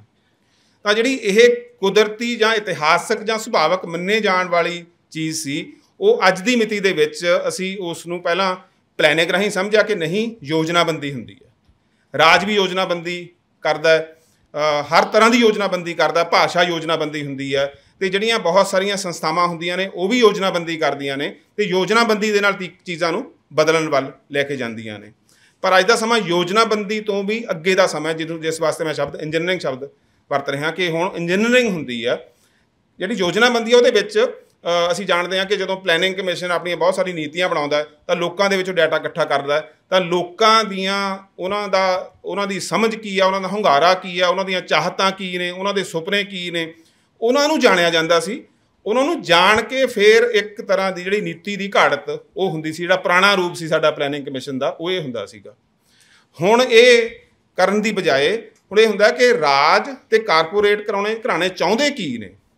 ਉਹਨਾਂ ਦੇ ਨੁਕਤਾ ਨਿਗਾਹ ਤੋਂ ਉਹਨਾਂ ਦੀ ਸਮਝ ਜਿਹੜੀ ਹੈਗੀ ਆ ਉਹ ਲੋਕਾਂ ਦੇ ਵਿੱਚ ਇੰਜੈਕਟ ਹੁੰਦੀ ਆ, ਉੱਥੇ ਉਹ ਉਹਨਾਂ 'ਚ ਧਸਾਈ ਜਾਂਦੀ ਹੈ। ਲੋਕਾਂ ਦੇ ਜੀਵਨ ਦਾ, ਸੋਚ ਦਾ, ਵਤੀਰੇ ਦਾ, ਸੁਪਨਿਆਂ ਦਾ ਹਿੱਸਾ ਬਣਾਈ ਜਾਂਦੀ ਆ, ਜਿੱਥੇ ਆ ਕੇ ਸਭ ਤੋਂ ਮਹੱਤਵਪੂਰਨ ਰੋਲ ਜਿਹੜਾ ਹੈਗਾ ਉਹ ਸਾਡਾ ਜਿਹੜਾ ਇਹ ਤਕਨੀਕ ਦਾ, ਸੋਸ਼ਲ ਮੀਡੀਆ ਦਾ ਸਭ ਤੋਂ ਵੱਡਾ ਰੋਲ ਉੱਥੇ ਹੀ ਬਣ ਜਾਂਦਾ ਹੈ ਕਿ ਉਹਦੇ ਰਾਹੀਂ ਸਾਡੇ ਵਿੱਚ ਉਹਨਾਂ ਵਿਚਾਰਾਂ ਨੂੰ, ਉਹਨਾਂ ਸੁਪਨਿਆਂ ਨੂੰ, ਉਹਨਾਂ ਧਾਰਨਾਵਾਂ ਨੂੰ ਧਸਾਇਆ ਜਾ ਸਕਦਾ। ਜੇ ਕਿਸੇ ਨੂੰ ਡੈਮੋਨਾਈਜ਼ ਕਰਨਾ ਹੈ ਤਾਂ ਉਹਨੂੰ ਡੈਮੋਨਾਈਜ਼ ਕੀਤਾ ਜਾ ਸਕਦਾ ਹੈ, ਉਸ ਨੂੰ ਨਕਾਰਾਤਮਕ ਰੂਪ ਦੇ ਵਿੱਚ ਦਿਖਾਇਆ ਜਾ ਸਕਦਾ ਹੈ। ਜੇ ਮਜ਼ਾਕ ਉਡਾਉਣਾ ਉਹਦਾ ਮਜ਼ਾਕ ਉਡਾਇਆ ਜਾ ਸਕਦਾ। ਅਸੀਂ ਸਾਰੇ ਕਿਸੇ ਨਾ ਕਿਸੇ ਰੂਪ ਦੇ ਵਿੱਚ ਜਿਹੜੇ ਇੱਥੇ ਬੈਠੇ ਹਾਂ ਵੱਖ-ਵੱਖ ਧਿਰਾਂ ਤੋਂ ਕਿਸੇ ਲਿਹਾਜ਼ ਨਾਲ ਟ੍ਰੋਲਿੰਗ ਦੇ ਸ਼ਿਕਾਰ ਵੀ ਹੁੰਨੇ ਆ। ਤੇ ਉਸ ਜਦੋਂ ਅਸੀਂ ਇਹ ਕਰ ਰਹੇ ਹੁੰਦੇ ਹਾਂ ਤਾਂ ਇੱਕ ਤਰੀਕੇ ਨਾਲ ਅਸੀਂ ਰਾਜ ਦੇ ਨਾਲ ਹੀ ਇੱਕ ਤਰ੍ਹਾਂ ਨਾਲ ਕੋਨਾਈਵੈਂਸ ਕਰ ਰਹੇ ਹੁੰਦੇ ਹਾਂ, ਉਹਦੇ ਨਾਲ ਅਸੀਂ ਸਹਿਮਤੀ ਦੇ ਵਿੱਚ ਕੰਮ ਕਰ ਰਹੇ ਹੁੰਦੇ ਅਸੀਂ ਬਿਲਕੁਲ ਨਿੱਜੀ ਤੌਰ 'ਤੇ ਕੰਮ ਕਰਦੇ ਹਾਂ। ਜਿਵੇਂ ਹਰਮੀਤ ਹੋਣੀ ਕਹਿ ਰਹੇ ਸੀਗੇ ਕਿ ਪਹਿਲਾਂ ਕਿਸੇ ਇੱਕ ਬੰਦੇ ਦੀ ਸਪੋਰਟ ਜਦੋਂ ਉਹਦੇ 'ਚ ਲੋਕ ਇੱਕਦਮ ਲੱਗ ਜਾਂਦੇ ਨੇ ਤੇ ਕੋਈ ਉਹਦੇ ਵਿਰੋਧ ਦੇ ਵਿੱਚ ਬੋਲੇ ਤਾਂ ਦੂਸਰੇ ਪਾਸੇ ਨਾਲ ਦੀ ਨਾਲ ਹੀ ਹਮਲਾਕੁਨ ਅੰਦਾਜ਼ ਦੇ ਵਿੱਚ ਤੁਹਾਡੇ ਬਾਰੇ ਗੱਲ ਹੋਣੀ ਸ਼ੁਰੂ ਹੋ ਜਾਂਦੀ ਆ। ਤਾਂ ਉਹ ਹੈ ਤਾਂ ਵਿਅਕਤੀ ਨੇ, ਪਰ ਵਿਅਕਤੀ ਹੁੰਦੇ ਹੋਏ ਮੂਲ ਰੂਪ ਦੇ ਵਿੱਚ ਉਹ ਜਿਸ ਧਿਰ ਦੇ ਨਾਲ ਉਹਨਾਂ ਦੀ ਸੰਮਤੀ ਬਣ ਰਹੀ ਹੁੰਦੀ ਹੈ ਉਹ ਉਹੀ ਸਟੇਟ ਹੁੰਦੀ ਹੈ ਤੇ ਉਹੀ ਕਾਰਪੋਰੇਟ ਘਰਾਣੇ ਹੁੰਦੇ ਨੇ ਜਿਨ੍ਹਾਂ ਨਾਲ ਉਹਦੀ ਸੰਮਤੀ ਬਣ ਰਹੀ ਹੁੰਦੀ ਹੈ। ਤਾਂ ਇਹ ਮੈਨੂੰ ਚੀਜ਼ਾਂ ਲੱਗਦੀਆਂ ਨੇ ਕਿ ਨਿੱਜ ਦਾ ਦਾਇਰਾ, ਆਪਣੇ ਆਪ ਨਾਲ ਸੰਵਾਦ, ਆਪਣੇ ਤੋਂ ਵਿਰੋਧੀ ਵਿਚਾਰ ਰੱਖਣ ਵਾਲਿਆਂ ਦੇ ਨਾਲ ਇੱਕ ਤਕਰਾਰ ਵਾਲਾ ਸੰਵਾਦ ਅਤੇ ਇੱਕ ਦੂਸਰੇ ਦੇ ਪ੍ਰਤੀ ਲਗਾਤਾਰ ਸਤਿਕਾਰ ਦਾ ਉਹਦਾ ਬਹਾਲ ਰਹਿਣਾ,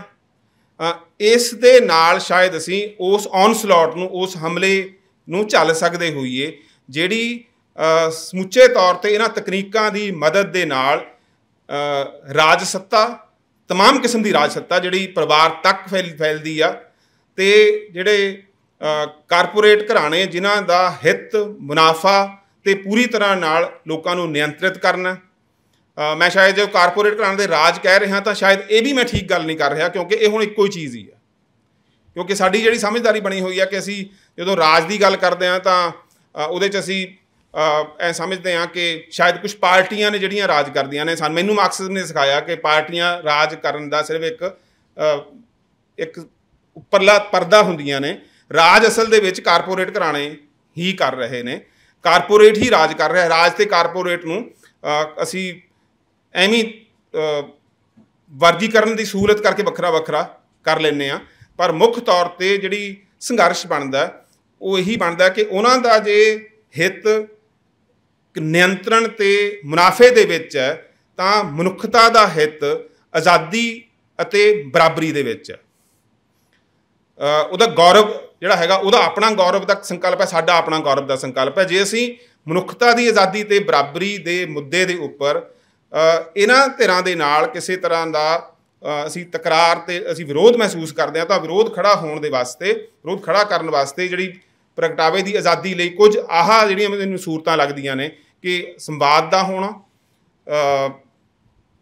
ਆਪਣੇ ਨੇੜੇ ਤੋਂ ਨੇੜੇ ਸੰਵਾਦ ਦਾ ਹੋਣਾ, ਇਹ ਸਭ ਤੋਂ ਜ਼ਿਆਦਾ ਮਹੱਤਵਪੂਰਨ ਵੱਡੀ ਸ਼ਰਤ ਹੈ। ਜਦੋਂ ਮੈਂ ਸਾਰੇ ਕੁਛ ਨੂੰ ਹੁਣ ਸਿੱਖਿਆ ਦੇ ਖੇਤਰ ਦੇ ਵਿੱਚ ਲੈ ਕੇ ਆਉਣਾ, ਕਿਉਂਕਿ ਸਿੱਖਿਆ ਦੇ ਖੇਤਰ ਦੇ ਵਿੱਚ ਜੇ ਇੱਕ ਸਿਰਫ ਇੰਪਲੋਇਮੈਂਟ ਜਾਂ ਮੈਂ ਇੱਕ ਨੌਕਰੀ ਕਰਦਾ ਤਾਂ ਨੌਕਰੀ ਕਰਦੇ ਹੋਏ ਮੈਂ ਬੁਨਿਆਦੀ ਤੌਰ 'ਤੇ ਪਰਿਭਾਸ਼ਾ ਦੇ ਅਧੀਨ ਰਾਜ ਦਾ ਹੀ ਸੇਵਕ ਹਾਂ। ਯੂਨੀਵਰਸਿਟੀ ਦਾ ਹਰ ਇੱਕ ਪ੍ਰੋਫੈਸਰ ਰਾਜ ਦੀ ਸੇਵਾ ਦੇ ਪੈਸੇ ਲੈਂਦਾ, मैं एक बार अपनी बेटी नूं असीं किते गल करदे भी इन्नियां तनखाहां क्यों ने प्रोफैसरां दीयां, तां मैं कहा भी शायद इस करके होणगीਆਂ कि ਜਿਹੜੇ ਇਹ ਲਿਆਕਤ ਵਾਲੇ ਬਹੁਤ ਜ਼ਿਆਦਾ ਮਿਹਨਤ ਖੋਜ ਵਗੈਰਾ ਕਰਨ ਤੋਂ ਬਾਅਦ ਬੰਦੇ ਦੀ ਜ਼ਿੰਦਗੀ ਦਾ ਜਿਹੜਾ ਮਿਆਰ ਹੈ ਤੇ ਉਹਦੇ ਬੱਚਿਆਂ ਦੀ ਜ਼ਿੰਦਗੀ ਦਾ ਮਿਆਰ ਹੈ ਉਹ ਵਧੀਆ ਰਹੇ। ਤਾਂ ਉਹਨੇ ਮੈਨੂੰ ਦਰੁਸਤ ਕੀਤਾ ਕਿ ਇਹ ਇੰਨੀਆਂ ਤਨਖਾਹਾਂ ਤੁਹਾਡੀਆਂ ਇਸ ਵਾਸਤੇ ਨਹੀਂ ਹੈਗੀਆਂ ਕਿ ਸਾਡਾ ਮਿਆਰ ਵਧੀਆ ਰਹੇ ਤੇ ਅਸੀਂ ਇਸ ਦੇ ਵਿੱਚ ਕਦੇ ਹੀਣਤਾ ਮਹਿਸੂਸ ਨਾ ਕਰੀਏ ਕਿ ਅਸੀਂ ਬਹੁਤ ਜ਼ਿਆਦਾ ਪੜ੍ਹੇ ਲਿਖਿਆਂ ਦੇ ਬੱਚੇ ਹਾਂ। ਉਹ ਇਸ ਕਰਕੇ ਨੇ ਕਿ ਤੁਹਾਨੂੰ ਉਹਨਾਂ ਤੋਂ ਵੱਖਰਾ ਕਰਨਾ ਹੈ ਜਿਨ੍ਹਾਂ ਦੀ ਸੇਵਾ ਦੇ ਵਿੱਚ ਅਸੀਂ ਅਸਲ 'ਚ ਤੁਹਾਡੀ ਲਿਆਕਤ ਲੱਗਣੀ ਚਾਹੀਦੀ ਹੈ, ਉਹਨਾਂ ਧਿਰਾਂ ਤੋਂ ਨਿਖੇੜਨਾ। ਅਤੇ ਜਦੋਂ ਇਹ ਸਾਰੇ ਜਦੋਂ ਤਨਖਾਹਾਂ ਦਾ ਜਿਹੜਾ ਹੁਣ ਦਾ ਜਿਹੜਾ ਪੈਟਰਨ ਚੱਲਦਾ, ਜਦੋਂ ਇਹ ਬਣਿਆ ਤਾਂ ਲਾਜ਼ਮੀ ਤੌਰ 'ਤੇ ਬਹੁਤ ਵੱਡੇ ਪੱਧਰ ਦੇ ਉੱਪਰ ਨਿਖੇੜਾ ਜਿਨ੍ਹਾਂ ਵਾਸਤੇ ਇੱਕ ਬੁੱਧੀਮਾਨ ਜਦੋਂ ਸੋਚਦਾ ਹੈ ਤਾਂ ਜ਼ਾਹਿਰ ਹੈ ਕਿ ਉਹ ਮਹਿਜ ਆਪਣੇ ਵਰਗ ਵਾਸਤੇ ਸੋਚਣ ਦੀ ਬਜਾਏ ਉਹ ਮਨੁੱਖਤਾ ਦੇ ਵਾਸਤੇ ਉਹਨਾਂ ਲੋਕਾਂ ਵਾਸਤੇ ਵੀ ਸੋਚੂਗਾ ਜਿਨ੍ਹਾਂ ਦੇ ਵਿੱਚੋਂ ਨਹੀਂ ਰਿਹਾ। ਤਾਂ ਜਿਹਨੂੰ ਅਸੀਂ ਕਿਰਤੀ ਕਿਸਾਨ ਵਰਗ ਕਹਿੰਦੇ ਹਾਂ, ਉਹਨਾਂ ਦੇ ਹਿੱਤਾਂ ਦੇ ਵਾਸਤੇ ਸੋਚਣਾ ਅਤੇ ਜਿਹੜੇ ਮਿਹਨਤ ਮੁਸ਼ੱਕਤ ਨਾਲ ਜ਼ਿੰਦਗੀ ਨੂੰ ਪੈਦਾ ਕਰਦੇ ਨੇ, ਉਤਪਾਦਨ ਕਰਦੇ ਨੇ, ਉਹਨਾਂ ਦੇ ਹੱਕ ਦੇ ਵਿੱਚ ਖੜ੍ਹ ਕੇ ਸੋਚਣਾ ਕਿ ਤੁਹਾਨੂੰ ਉਹਨਾਂ ਤੋਂ ਇੰਨਾ ਦੂਰ ਕਰਤਾ ਜਾਵੇ ਕਿ ਤੁਸੀਂ ਉਹਨਾਂ ਦੇ ਨਾਲ ਇੱਕ ਮਿਕਤਾ ਨੂੰ ਭਾਵਕ ਤੌਰ 'ਤੇ ਹੀ ਮਹਿਸੂਸ ਕਰਨਾ ਬੰਦ ਕਰ ਦਿਓ, ਇਸ ਕਰਕੇ ਤੁਹਾਨੂੰ ਇੰਨੇ ਪੈਸੇ ਮਿਲਦੇ ਨੇ। ਤਾਂ ਇੱਕ ਅਧਿਆਪਕ ਦੇ ਤੌਰ 'ਤੇ, ਰਾਜ ਦੇ ਸੇਵਕ ਦੇ ਤੌਰ 'ਤੇ ਮੇਰੀ ਪਰਿਭਾਸ਼ਾ ਇਹ ਹੈ। ਪਰ ਜਦੋਂ ਤੁਸੀਂ ਇਸ ਸਾਰੀ ਪ੍ਰਕਿਰਿਆ ਦੇ ਵਿੱਚ ਪੈਂਦੇ ਹੋ ਅਤੇ ਜਦੋਂ ਤੁਸੀਂ ਮਹਿਜ ਇੱਕ ਨੌਕਰੀ ਕਰਨ ਦੀ ਬਜਾਏ ਤੁਹਾਡੇ ਕੋਲ ਕੁਝ ਆਦਰਸ਼ ਹੋਣਗੇ, ਤੁਹਾਡੇ ਕੋਲ ਕੁਝ ਮਕਸਦ ਹੋਣਗੇ ਕਿ ਮੈਂ ਆਹ ਕੰਮ ਕਰਨਾ, ਮੰਨ ਲਓ ਗਿਆਨ ਦਾ ਪ੍ਰਸਾਰ ਕਰਨਾ, ਤਾਂ ਗਿਆਨ ਦੇ ਪ੍ਰਸਾਰ ਦੇ ਗਿਆਨ ਆਪਣੇ ਆਪ ਦੇ ਵਿੱਚ ਇੱਕ ਸਮੱਸਿਆਤਮਕ ਟਰਮ ਹੈ, ਕਿਉਂਕਿ ਇੱਕ ਗਿਆਨ ਰਾਜ ਵੀ ਪੈਦਾ ਕਰਦਾ, ਇੱਕ ਗਿਆਨ ਲੋਕ ਅੰਦਰੋਂ ਪੈਦਾ ਕਰਦੇ ਨੇ ਅਤੇ ਸੁਭਾਵਿਕ ਤੌਰ 'ਤੇ ਸੰਘਰਸ਼ਾਂ ਦੇ ਵਿੱਚੋਂ ਵੀ ਇੱਕ ਗਿਆਨ ਪੈਦਾ ਹੁੰਦਾ। ਤਾਂ ਉਸ ਗਿਆਨ ਨੂੰ ਅਤੇ ਨਾਲ ਦੀ ਨਾਲ ਜਿਨ੍ਹਾਂ ਨਾਲ ਤੁਹਾਡਾ ਵਾਹ ਵਾਸਤਾ ਹੁੰਦਾ, ਜਿਹੜੇ ਸਭ ਤੋਂ ਕਹੀਏ ਕਿ ਉਹ ਧਿਰ ਜਿਹਨੂੰ ਅਸੀਂ ਵਿਦਿਆਰਥੀ ਕਹਿੰਦੇ ਹਾਂ, ਜਿਸ ਨੇ ਖਿਆਲਾਂ ਦੀ ਸਾਰੀ ਯਾਤਰਾ ਨੂੰ ਅੱਗੇ ਲੈ ਕੇ ਜਾਣਾ ਹੈ, ਉਹਨਾਂ ਦੇ ਪ੍ਰਤੀ ਜਦੋਂ ਜਵਾਬਦੇਹੀ ਦੇ ਹਵਾਲੇ ਨਾਲ ਤੁਸੀਂ ਸੋਚਦੇ ਹੋ ਤਾਂ ਫਿਰ ਇਹ ਹੁੰਦਾ ਕਿ ਫਿਰ ਸੁਰਜੀਤ ਸਿੰਘ ਸਿਰਫ ਪੰਜਾਬੀ ਯੂਨੀਵਰਸਿਟੀ ਦਾ ਅਧਿਆਪਕ ਨਹੀਂ ਹੈਗਾ। ਫਿਰ ਉਹ ਸਿਰਫ ਇੱਥੇ ਅੰਦਰ ਕੰਮ ਕਰਕੇ ਮੈਨੂੰ ਤਸੱਲੀ ਮਿਲ ਜਾਵੇ ਅਤੇ ਇਹ ਇੰਨੇ ਤੱਕ ਸੀਮਤ ਚੀਜ਼ ਨਹੀਂ ਹੋਊਗੀ। ਤੁਸੀਂ ਫਿਰ ਹੋਰ ਵਡੇਰੇ ਦਾਇਰਿਆਂ ਦੇ ਬਾਰੇ ਸੋਚਦੇ ਹੋ ਜਿਹੜੇ ਇੱਥੇ ਨਹੀਂ ਆ ਸਕਦੇ। ਤਾਂ ਜਦੋਂ ਅਸੀਂ ਕਰੋਨਾ ਟਾਈਮ ਦੇ ਵਿੱਚ ਕਲਪਨਾ ਕਰਨੀ ਸ਼ੁਰੂ ਕੀਤੀ ਕਿ ਜਿਹੜਾ ਅਸੀਂ ਕਹਿੰਦੇ ਹਾਂ ਕਿ ਇੱਥੇ ਗਿਆਨ ਪੈਦਾ ਹੁੰਦਾ, ਯੂਨੀਵਰਸਿਟੀਆਂ 'ਚ ਗਿਆਨ ਪੈਦਾ ਹੁੰਦਾ, ਕਾਲਜਾਂ ਦੇ ਵਿੱਚ ਉਹ ਸੰਚਾਰਿਆ ਜਾਂਦਾ ਅਤੇ ਜਿਹੜੇ ਵਿਦਿਆਰਥੀ ਇੱਥੇ ਆਉਂਦੇ ਨੇ ਤਾਂ ਪੈਦਾ ਹੋ ਰਹੇ ਗਿਆਨ ਨਾਲ ਉਹਨਾਂ ਦਾ ਨੇੜਿਓਂ ਟਾਈਮ ਦੇ ਵਿੱਚ ਵੀ ਨੇੜਿਓਂ ਅਤੇ ਉਂਝ ਜਿਹੜੀ ਦੂਰੀ ਹੈਗੀ ਹੈ ਜਿਹਨੂੰ ਵਾਈਸ ਚਾਂਸਲਰ ਸਾਹਿਬ ਜਿਓਮੈਟਰੀਕਲ ਜਾਂ ਜਿਓਗ੍ਰਾਫੀਕਲ ਦੂਰੀ ਅਸੀਂ ਕਹਿ ਸਕਦੇ ਹਾਂ, ਉਸ ਦੂਰੀ ਤੋਂ ਦੇ ਵਿੱਚ ਹੀ ਉਸ ਦਾਇਰੇ ਦੇ ਵਿੱਚ ਵੀ ਤੁਸੀਂ ਸਿਰਫ ਆਪਣਾ ਗਿਆਨ ਜਿਹੜਾ ਹੈਗਾ ਉਹ ਸਿਰਜੋਂ ਅਤੇ ਪ੍ਰਗਟਾਓ ਨਾ ਦੂਰ ਤੱਕ ਪਹੁੰਚੇ। ਤਾਂ ਉਸ ਲਈ ਅਸੀਂ ਵਿਭਾਗ ਦੇ ਵਿੱਚ ਜਦੋਂ ਕਰੋਨਾ ਟਾਈਮਸ ਦੇ ਵਿੱਚ ਸੋਚਿਆ ਵੀ ਅਸੀਂ ਆਪਣੇ ਜਿਹੜੇ ਲੈਕਚਰਸ ਨੇ ਉਹ YouTube ਦੇ ਰਾਹੀਂ ਸਾਂਝੇ ਕਰਦੇ ਹਾਂ ਅਤੇ ਉਹ ਦੂਰ ਤੱਕ ਜਿੱਥੇ ਵੀ ਕਿਤੇ ਵਿਦਿਆਰਥੀ ਬੈਠੇ ਨੇ ਉਹ ਜਿੰਨੇ ਵੀ ਗਰੁੱਪਾਂ ਦੇ ਵਿੱਚ ਸਾਂਝੇ ਕੀਤੇ ਜਾ ਸਕਦੇ ਨੇ ਉੱਥੇ ਸਾਂਝੇ ਕੀਤੇ ਜਾਣ ਤਾਂ ਕਿ ਦੂਰ ਤੱਕ ਬੈਠਾ ਹੋਇਆ ਵਿਦਿਆਰਥੀ ਉਸ ਸਾਰੇ ਗਿਆਨ ਦੇ ਨਾਲ ਸਿੱਧੇ ਰੂਪ ਦੇ ਵਿੱਚ ਜੁੜ ਸਕੇ ਜਿਸ ਗਿਆਨ ਤੋਂ ਵੱਖਰੇ ਕਾਰਨਾਂ ਕਰਕੇ ਉਸ ਨੂੰ ਵਿੱਥ ਦੇ ਉੱਪਰ ਰੱਖਿਆ ਹੋਇਆ। ਤਾਂ ਉਹਦੇ ਉੱਪਰ ਵੀ ਆਪਣੇ ਅੰਦਰ ਵੀ ਸਵਾਲ ਪੈਦਾ ਹੋਏ, ਨੇੜੇ ਦਿਆਂ ਨੇ ਵੀ ਸਵਾਲ ਪੈਦਾ ਕੀਤੇ ਅਤੇ ਉਂਝ ਵੀ ਇੱਕ ਜਨਤਕ ਪੱਧਰ ਦੇ ਉੱਪਰ ਵੀ ਸਵਾਲ ਪੈਦਾ ਹੋਏ ਅਤੇ ਉਹ ਸਵਾਲ ਅੱਗੇ ਤੋਂ ਅੱਗੇ ਲਗਾਤਾਰ ਵੱਧਦੇ ਜਾਂਦੇ ਨੇ। ਉਹਦਾ ਜਿਹੜਾ ਇੱਕ ਅਖੀਰਲਾ ਸਿਰਾ ਇਹ ਬਣ ਜਾਂਦਾ ਕਿ ਕੀ ਅਧਿਆਪਕਾਂ ਤੋਂ ਸਿੱਖਣਾ ਅਤੇ ਕਲਾਸਰੂਮ ਤੋਂ ਸਿੱਖਣਾ ਇਸ ਤਰ੍ਹਾਂ ਦਾ ਕੋਈ ਅਸੀਂ ਵਿੱਦਿਅਕ ਪ੍ਰਬੰਧ ਉਸਾਰਨ ਵੱਲ ਤਾਂ ਨਹੀਂ ਯੋਗਦਾਨ ਪਾ ਰਹੇ ਕਿ ਅਖੀਰ ਨੂੰ ਤੁਹਾਡੀ ਲੋੜ ਹੀ ਨਾ ਰਹੇ ਕਿ ਤੁਹਾਡੇ ਲੈਕਚਰ ਹੈਗੇ ਨੇ ਅਤੇ ਉਹ ਪਏ ਨੇ ਇੰਟਰਨੈਟ ਦੇ ਉੱਪਰ ਅਤੇ ਉਹ ਹਰ ਇੱਕ ਦੇ ਕੋਲ ਪਹੁੰਚ ਜਾਣਗੇ। ਤਾਂ ਇਸ ਤਰ੍ਹਾਂ ਦੇ ਸਵਾਲ ਵੀ ਇਸ ਦੇ ਵਿੱਚੋਂ ਖੜ੍ਹੇ ਹੋਏ ਕਿ ਜਿਹੜਾ ਮੂਕਸ ਦਾ ਕੰਮ ਚੱਲਦਾ, ਸੈਂਟਰਲ ਗੌਰਮੈਂਟ ਦੀ ਪੂਰੀ ਇੱਕ ਸਕੀਮ ਹੈ ਜਿਸ ਦੇ ਵਿੱਚ ਤਮਾਮ ਕਿਸਮ ਦੇ ਜਿਹੜੇ ਗਿਆਨ ਦੇ ਸਰੋਤ ਨੇ ਉਹ ਸਾਰੇ ਉੱਥੇ ਇਕੱਠੇ ਕਰਨੇ ਨੇ। ਤਾਂ ਇੱਕ ਤਰ੍ਹਾਂ ਨਾਲ ਉਹਨਾਂ ਦੇ ਕੋਲ ਇੱਕ ਅਧਿਆਪਕ ਰਹਿਤ ਸਿੱਖਿਆ ਦੇ ਪ੍ਰਬੰਧ ਦੀ ਕਲਪਨਾ ਹੈਗੀ ਆ। ਤਾਂ ਉਸ ਦਿਸ਼ਾ ਵੱਲ ਵੀ ਅਸੀਂ ਕਿਤੇ ਜਾ ਤਾਂ ਨਹੀਂ ਰਹੇ। पर जिहड़ा मैं असर देखिया कि इस सारे कुछ दे नाल जिहड़ा सिੱਖਿਆ संस्था का, अध्यापक का, विद्यार्थी का जिहड़ा समूचे तौर ते उहदा सुभाਅ बदलिया, वो मेरे तजर्बे दे विच हैगा कि वो सुभाਅ लगातार बदल रहा है। नॉन अटेंडिंग संस्थावां दा सारिਆਂ ने सुनिया होया कि पंजाब दे विच बहुत सारी सिੱਖਿਆ नॉन अटेंडिंग पद्धर के उपर चलती है। वो कॉलेज खुले हुए ने, उत्थे अध्यापक भी है नहीं तो विद्यार्थी भी है नहीं, दाखले होंदे ने, इम्तिहान होंदे ने, डिग्रियां दित्तियां जांदियां ने। जदों उहदी भी आलोचना करते हैं तो मैनूं लगदा हुंदा भी ये सिर्फ मुनाफेखोर बंदियां दा ही सिर्फ मसला नहीं हैगा, इहदे विच पंजाब दे अवाम दी भी शमूलीयत है, क्योंकि उन्हां नूं भी इहो जिहियां डिग्रियां लोड़ींदियां ने, चाहीदियां ने, ते तां ही उन्हां दी आपसी सहमति दे नाल ये सारा प्रबंध चलदा पिया। पर ये मैं महसूस किया कि जदों असी हुण असी इम्तिहान लैने बच्चों के, तो बहुत घट बच्चे ने जिहड़े 3 तो वध पन्ने लिखण दे काबिल रहे ने, क्योंकि लगातार ही तुसीं जदों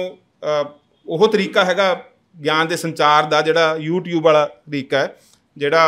इन्हां रूपां नूं वरतण दा तरीका हैगा, उहदे विच जिहड़ी लिखण दी समर्था हैगी, क्योंकि असीं हुण सुणन लग गए। एक क्लास दे विच लैक्चर दिता जांदा है, ते एक नोट्स जिहड़े हैगे ने वो दिते जांदे ने, ते नोट्स तैयार करन दे वास्ते बच्चे नूं उत्साहित किया जाता है, क्योंकि जिहड़ा लैक्चर दिता गया ਉਹਦੇ ਵਿੱਚੋਂ बहुत घट कुछ होऊगा जिहड़ा कि नोट होऊगा, ते बड़ा ਵੱਖਰਾ ਵੱਖਰਾ होऊगा। ਤੇ ਜਦੋਂ ਵੱਖਰਾ ਵੱਖਰਾ ਹੋਊਗਾ ਤਾਂ ਉਹਨੇ ਹੋਰ ਸਰੋਤਾਂ ਦੀ ਵਰਤੋਂ ਵੀ ਕਰਨੀ ਆ, ਹੋਰ ਸਰੋਤਾਂ ਦੀ ਵਰਤੋਂ ਕਰਕੇ ਵਿਦਿਆਰਥੀ ਨੇ ਆਪਣੀ ਤਰ੍ਹਾਂ ਨਾਲ ਆਪਣਾ ਇੱਕ ਨੋਟ ਤਿਆਰ ਕਰਨਾ ਜਿਹੜਾ ਉਸ ਦੀ ਸਮਝ ਦਾ ਹਿੱਸਾ ਬਣੂਗਾ। ਹੁਣ YouTube ਦੇ ਵਿੱਚ ਚੀਜ਼ ਪਈ ਹੈ ਜਿਹੜੀ, ਉਹ ਇੱਕ ਲੀਨੀਅਰ ਤੇ ਇਕਹਿਰੀ ਚੀਜ਼ ਆ, ਉਹ ਸਾਰਾ ਕੁਝ ਉਹਦੇ ਵਿੱਚ ਕੋਸ਼ਿਸ਼ ਕਰਦੇ ਹਾਂ ਅਸੀਂ ਕਿ ਉਹਦੇ 'ਚ ਹਲਕਾਪਣ ਵੀ ਆਉਂਦਾ, ਉਹਦੇ 'ਚ ਅਧਿਆਪਕ ਦੇ ਪੱਧਰ ਦੇ ਉੱਪਰ ਵੀ ਹਲਕਾਪਣ ਆਉਂਦਾ, ਕਿਉਂਕਿ ਉਹਦੇ ਵਿੱਚ ਉਸ ਵਿਸਥਾਰ ਦੇ ਵਿੱਚ ਗੱਲਾਂ ਨਹੀਂ ਹੁੰਦੀਆਂ, ਜਿਹਨੂੰ ਕਹਿੰਦੇ ਟੂ ਦਾ ਪੁਆਇੰਟ। ਫਿਰ ਉਹ ਜਿਹੜਾ ਸਿਲੇਬਸ ਆ ਉਹ ਟੂ ਦਾ ਪੁਆਇੰਟ ਹੋਊਗਾ। ਜਦੋਂ ਟੂ ਦਾ ਪੁਆਇੰਟ ਹੋਊਗਾ ਤਾਂ ਉਹਦੇ ਵਿੱਚ ਵਿਸਤਾਰ ਨਹੀਂ ਹੋਣਗੇ, ਉਹ 'ਚ ਗਹਿਰਾਈ ਲਗਾਤਾਰ मनफी ਹੁੰਦੀ ਚਲੇ ਜਾਊਗੀ, ਉਹ ਵਰਤੋਂਯੋਗ ਚੀਜ਼ ਵੱਧ ਬਣੂਗੀ। ਬੰਦੇ ਨੂੰ ਗਿਆਨ ਦੇ ਰਸਤੇ ਉੱਪਰ ਤੋਰਨ ਲਈ ਜਿਹੜੀ ਭਾਰੀ ਗੌਰੀ ਚੀਜ਼ ਚਾਹੀਦੀ ਆ ਉਹ ਘਟ ਜਾਊਗੀ। ਤਾਂ ਵਿਦਿਆਰਥੀ ਦਾ ਉਸ ਟੂ ਦਾ ਪੁਆਇੰਟ ਚੀਜ਼ ਦੇ ਨਾਲ ਤਾਲੁਕ ਇਹ ਬਣੂਗਾ ਕਿ ਉਹ ਬਹੁਤ ਹੀ ਸੀਮਤ ਪੰਨਿਆਂ ਦੇ ਵਿੱਚ ਵੀ ਸਿਮਟੂਗੀ। ਤਾਂ ਲਿਖਣ ਦੀ ਸਮਰੱਥਾ ਪਿਛਲੇ ਦਿਨਾਂ ਦੇ ਵਿੱਚ ਮੈਂ ਦੇਖਿਆ ਕਿ ਸਾਡੇ ਵਿਦਿਆਰਥੀਆਂ ਦੇ ਵਿੱਚ ਲਿਖਣ ਦੀ ਸਮਰੱਥਾ ਉਹ ਘਟੀ ਆ। ਕਲਾਸਾਂ ਦੇ ਵਿੱਚ ਸ਼ਮੂਲੀਅਤ ਦੇ ਵਿੱਚ ਦਿਲਚਸਪੀ ਉਹ ਬਹੁਤ ਵੱਡੇ ਪੱਧਰ ਦੇ ਉੱਪਰ ਘਟੀ ਆ। ਇਸ ਗੱਲ ਨੂੰ ਹੁਣ ਇੱਕ ਤਰ੍ਹਾਂ ਨਾਲ ਇਹ ਐਵੇਂ ਮਹਿਸੂਸ ਕੀਤਾ ਜਾਣਾ ਸ਼ੁਰੂ ਹੋ ਗਿਆ ਕਿ ਇਹ ਬੇਲੋੜਾ ਦਬਾਓ ਹੈ ਉਹਨਾਂ ਦੇ ਉੱਪਰ ਕਿ ਉਹ ਜਮਾਤਾਂ ਦੇ ਵਿੱਚ ਹਾਜ਼ਰ ਰਹਿਣ। ਜਿਹੜੀ ਕਲਾਸ ਹੈ ਉਹ ਲਗਾਉਣ ਵਾਲੀ ਚੀਜ਼ ਨਹੀਂ ਰਹੀ ਹੈਗੀ। ਤੇ ਕਿਉਂਕਿ ਕਰੋਨਾ ਵੀ ਨਾਲੇ ਤੇ ਇੱਕ ਤਰ੍ਹਾਂ ਨਾਲ ਜਟਲ ਕਰਦਾ ਸਾਰੀ ਵਰਤਾਰੇ ਨੂੰ ਇੱਕ ਪਾਸੇ, ਤਾਂ ਮੈਨੂੰ ਇਹ ਵੀ ਲੱਗਦਾ ਕਿ ਸ਼ਾਇਦ ਜਿਹੜਾ ਕਰੋਨਾ ਟਾਈਮ ਹੈ ਉਹ ਵੀ ਜਿਹੜੇ ਇਹ ਸਾਡੀਆਂ ਤਕਨੀਕੀ ਚੀਜ਼ਾਂ ਦੀ ਜਿਹੜੀ ਤਜਰਬੇਕਾਰੀ ਆ ਉਹਦੇ ਵਾਸਤੇ ਵੀ ਬਹੁਤ ਵੱਡਾ ਇੱਕ ਤਰ੍ਹਾਂ ਦਾ ਸਮਾਂ ਮਿਲਿਆ ਕਿ ਉਹਦੇ ਵਿੱਚ ਦੇਖ ਲਿਆ ਗਿਆ ਕਿ ਕਿਸ ਪੱਧਰ ਤੱਕ ਬੰਦਾ ਵਿਛੁੰਨ ਕੇ ਅਲੱਗ ਹੋ ਕੇ ਆਪਣੇ ਸਾਰੇ ਕੰਮਕਾਰ ਕਰਦਾ ਰਹਿ ਸਕਦਾ ਅਤੇ ਪੜ੍ਹਾਈ ਲਿਖਾਈ ਦਾ ਕੰਮ ਵੀ ਸੌਖਾ ਹੀ ਉਹਦੇ ਰਾਹੀਂ ਹੋ ਸਕਦਾ। ਤਾਂ ਇੱਕ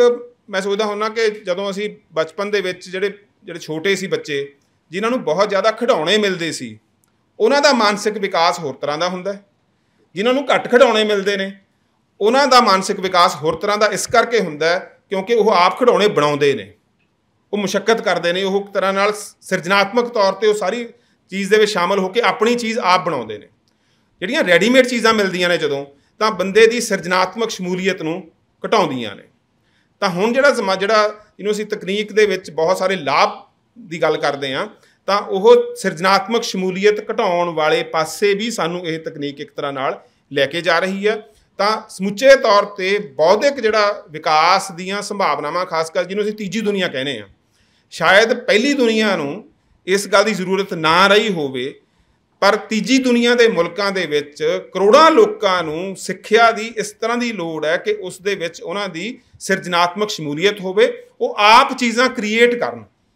ਉਹ ਕ੍ਰੀਏਟ ਕਰਨ ਦੀ ਸੰਭਾਵਨਾ ਹੋਵੇ। ਅਤੇ ਜਦੋਂ ਅਸੀਂ ਪੂਰਾ ਸਿੱਕੇ ਬੰਦ ਬਣਿਆ ਬਣਾਇਆ ਸਮਾਨ ਉਹਨਾਂ ਤੱਕ ਪਹੁੰਚਾਉਂਦੇ ਹਾਂ, ਤਾਂ ਲਾਜ਼ਮੀ ਤੌਰ 'ਤੇ ਉਹਨਾਂ ਦੀ ਜਿਹੜੀ ਸਿਰਜਣਾਤਮਕ ਬੌਧਿਕ ਸ਼ਮੂਲੀਅਤ ਹੈ ਉਹਦੇ ਵਿੱਚ ਘਟਦੀ ਹੈ।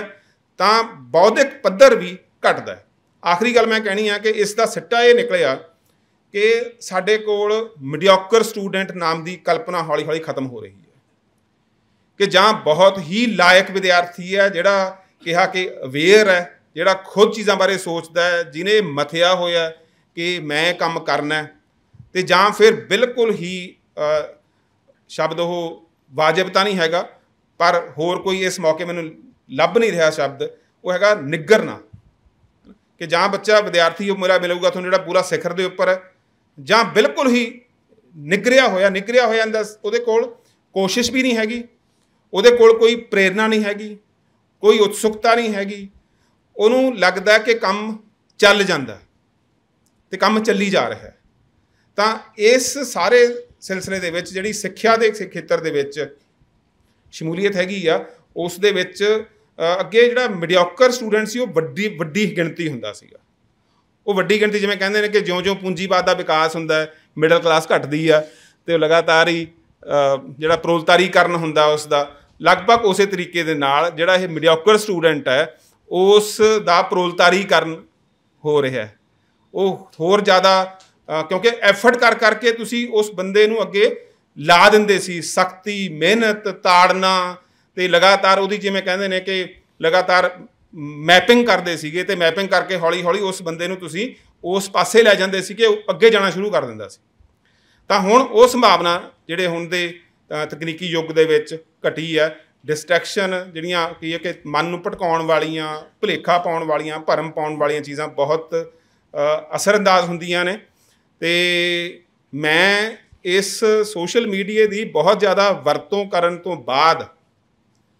ਕਿਉਂਕਿ ਮੈਂ ਲਗਾਤਾਰ ਹੀ ਅਧਿਆਪਨ ਦੇ ਵਾਸਤੇ ਇਸ ਚੀਜ਼ ਦੀ ਵਰਤੋਂ ਕਰਦਾ, ਨੋਟਸ ਬਣਾ ਕੇ ਉਹਨਾਂ ਨੂੰ ਵਟਸਐਪ 'ਤੇ ਪਾਤਾ, ਹੈ ਨਾ, ਬੱਚਿਆਂ ਦੇ ਗਰੁੱਪਾਂ ਦੇ ਵਿੱਚ ਭੇਜਤਾ,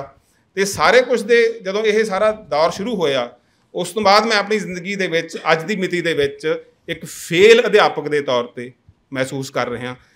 ਜਦ ਕਿ ਹੋਣਾ ਇਹ ਚਾਹੀਦਾ ਸੀ ਕਿ ਇਹ ਸਾਰਾ ਕੁਛ ਕੰਪਲੀਮੈਂਟ ਕਰਦਾ, ਇਹ ਜਿਹੜਾ ਤਕਨੀਕੀ ਸਾਡੇ ਕੋਲ ਸੰਦ ਸਾਧਨ ਆਏ ਨੇ ਇਹ ਕੰਪਲੀਮੈਂਟ ਕਰਦੇ ਹੋਏ ਇਹ ਵਿਦਿਆਰਥੀਆਂ ਦੇ ਵਿਕਾਸ ਦੇ ਵਿੱਚ ਯੋਗਦਾਨ ਪਾਉਂਦੇ, ਅਧਿਆਪਕ ਦੀ ਉਹਨਾਂ ਦੀ ਜ਼ਿੰਦਗੀ ਦੇ ਵਿੱਚ ਜਿਹੜੀ ਬੌਧਿਕ ਸ਼ਮੂਲੀਅਤ ਹੈ ਉਸ ਦੇ ਵਿੱਚ ਇਜ਼ਾਫਾ ਹੁੰਦਾ। ਪਰ ਇਸ ਦੀਆਂ ਸਾਰੀਆਂ ਜਿਹੜੀਆਂ ਜੁਗਤਾਂ ਨੂੰ ਵਰਤਣ ਤੋਂ ਬਾਅਦ ਜਿਹੜੀਆਂ ਕਿ ਸਹਾਇਕ ਹੋਣੀਆਂ ਚਾਹੀਦੀਆਂ ਸੀਗੀਆਂ, ਮੈਨੂੰ ਮਹਿਸੂਸ ਹੁੰਦਾ ਪਿਆ ਕਿ ਇਹ ਕਿਉਂਕਿ ਅਸੀਂ ਲਗਾਤਾਰ ਹੀ ਇੱਕ ਅਧਿਆਪਕ ਹੋਣ ਦੇ ਨਾਤੇ ਬੰਦਾ ਲਗਾਤਾਰ ਹੀ ਤਜਰਬੇਕਾਰੀ ਕਰਦਾ, ਨਵੀਂ ਚੀਜ਼ ਕਰਦਾ, ਸਿੱਖਦਾ, ਉਸ ਨਾਲ ਵਿਦਿਆਰਥੀਆਂ ਤੱਕ ਲੈ ਕੇ ਜਾਣਾ ਚਾਹੁੰਦਾ ਹੈ, ਭੇਜਣਾ ਚਾਹੁੰਦਾ ਹੈ, ਉਹਨਾਂ ਦੇ ਵਿੱਚ ਸ਼ਾਮਿਲ ਕਰਨਾ ਚਾਹੁੰਦਾ ਹੈ। ਇਹ ਸਾਰੀਆਂ ਚੀਜ਼ਾਂ ਦੀ ਵਰਤੋਂ ਵੀ ਕੀਤੀ, ਸਾਡੇ ਬਹੁਤ ਸਾਰੇ ਅਧਿਆਪਕ ਨਹੀਂ ਕਰਦੇ ਹੋਣੇ, ਮੈਂ ਉਹ ਕੀਤੀ ਇਸ ਗੱਲ ਨੂੰ ਮੰਨ ਕੇ ਕਿ ਕੰਪਲੀਮੈਂਟ ਕਰੂਗਾ, ਪਰ ਨਤੀਜਾ ਇਹ ਹੈ ਕਿ ਮੈਂ ਇੱਕ ਅੱਜ ਆਪਣੇ ਆਪ ਨੂੰ ਨਾਕਾਮਯਾਬ, ਫੇਲ ਹੋਇਆ ਅਧਿਆਪਕ ਮਹਿਸੂਸ ਕਰਦਾ। ਧੰਨਵਾਦ।